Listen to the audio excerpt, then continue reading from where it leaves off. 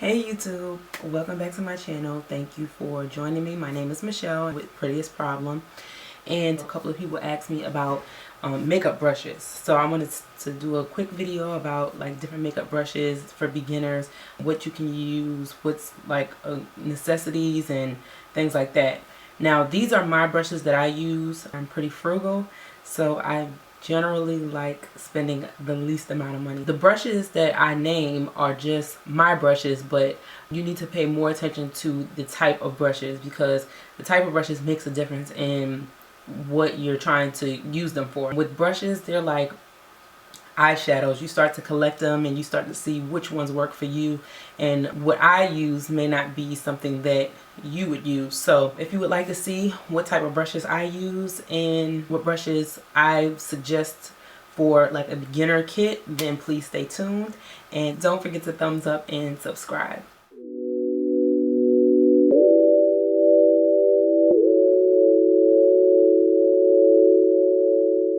Okay, so I'm going to start from the beginning of my makeup application. The first thing that I do before I do anything else is my eyebrows.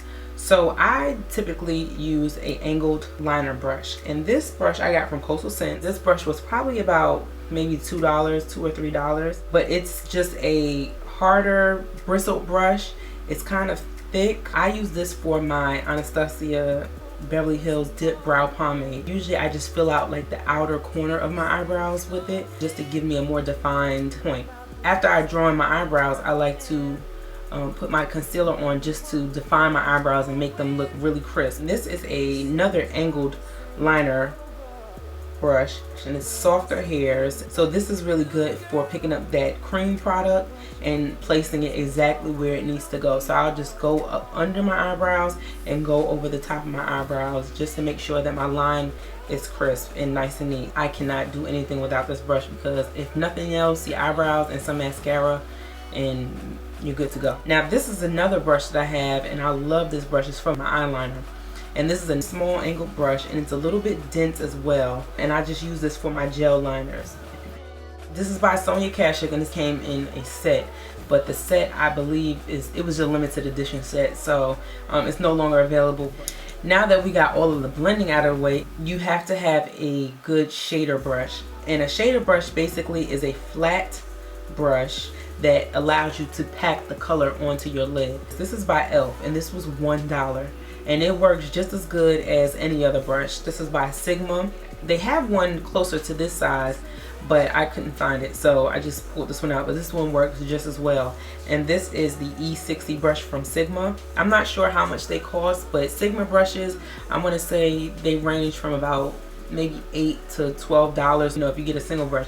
And if you're using shimmery colors or things like that, or maybe even glitter, these are also good. And this is gonna really help you pick up the color and deposit it onto your lid. These are definite staples. Like I said, $1, you can't, I mean, you need them. This is another brush from that Soniak Kashuk collection, but this is a blending brush, and it's a larger haired blending brush. If you can see that, it's a little bit wider, and this brush flares out. This is the one that I would use for my first transition color. So the color that I'm just kind of warming up the top of my eye with, and it's not any harsh color, it's just going to be kind of a flesh tone color just to transition from your concealer into your shadows. And this is a MAC brush. This is the 224 brush, and this is a very popular blending brush.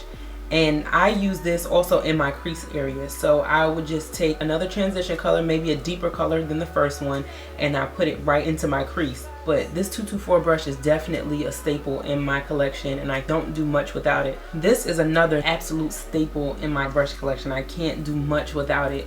I have one from Coastal Scents, which was $5, and I also have one by MAC, and this is the 227 brush. And this is another blending brush, and it's tapered as well. You see how it's a little bit, it's skinny, and then you turn it around and it's wider. Now this is perfect for that crease color. So if you have any deep colors, dark colors that you would like to put right in this crease area, and you don't want it to be too defined, like you're not trying to do a cut crease or anything, this is a great brush. Coastal Scents has a dupe that's exactly the same. Definitely invest in one of these slimmer blending brushes. So So now that we got our eyes out of the way, these are the face brushes that I really use, and I would definitely recommend that everyone should have at least one in their kit. So the first thing I want to talk about is a foundation brush.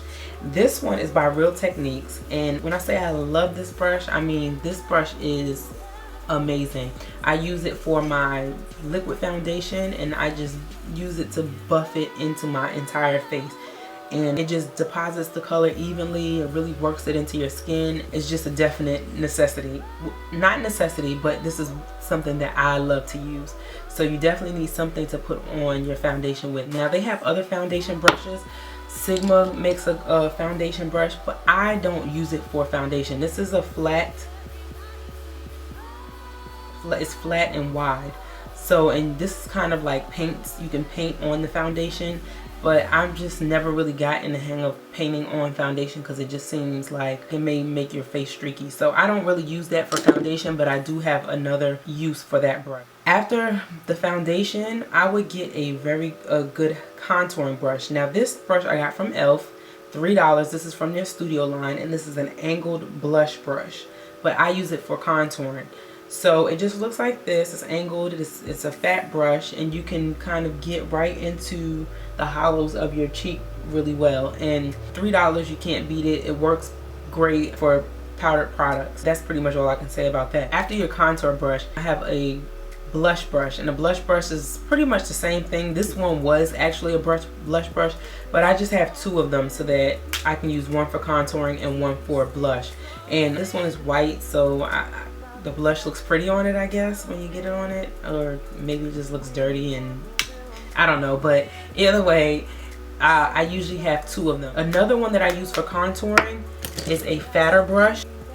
Well, this is for bronzing my face. So before I go in with the actual really slim part, I like to bronze my face first. So you would just take your bronzer around the perimeter of your face and with a larger brush. So after I bronzed, contoured, and all of that, and you highlight with what I highlight with liquid products, then to set my highlighter, now this is where I go back and use these foundation brushes. This one is from Sigma. This one is from that limited edition set from Soniak Kashuk. Both of them work amazing. Both of them pick up my setting powder really well and deposit it right where it needs to be. And that's the only function I use these brushes for. So yeah, that's pretty much it. Then last but not least, the last brush that I have on my list is a powder brush. Now this brush is going to be good for your final powdering all over your face.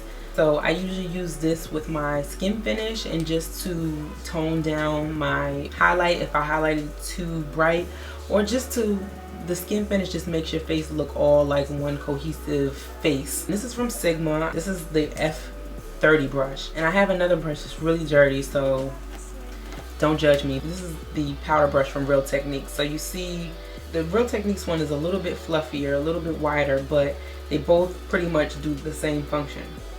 This is dirty too, so please don't judge me. I did my makeup this morning. It's like 10 o'clock at night, 10:30, and my makeup has been done since what, 6 this morning. So I'm kind of running on E. I didn't feel like washing it. But anyway, the last piece of equipment you may need in your tools kit for your makeup kit is a blending sponge. Now this one is by Real Techniques.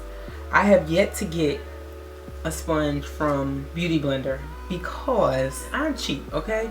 And I actually get a discount on it, but I still have like I need to work up the courage to buy a $20 sponge. It's just something about it. I know everybody rants and raves about it, but for the time being, this is gonna work. This is from Real Techniques, and I paid like $6 for this, and it actually works really well. I dampen it before I use it, and I just use it to blend out my under eye concealer and over my forehead. Now, the Beauty Blender sponge, I've seen people put on their whole foundation with it, highlight with it, put on powders with it. So I mean, really, this is like an all-in-one sponge. You can use it pretty much for anything you want. This is probably the last thing that I would say is something you should probably try to get if you're starting out with makeup, or you know, just to build up your own little personal collection. Hopefully you learned some things from this video. Thank you so much for watching, and hello to all my new subscribers. Don't forget to thumbs up this video, like, comment, and subscribe. And I will be back with another video soon talking about something else that you may want to know. Thanks for watching, and until next time, you know, pretty is never a problem. Bye.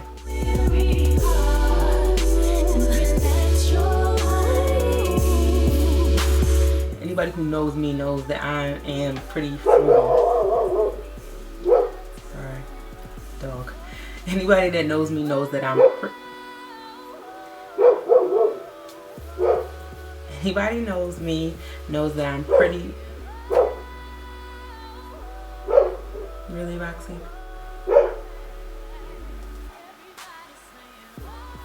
The only use I use, the only, that's the only, so until, well, I'll say it till next time. So don't forget the thumbs up. So I was waiting for you at the door.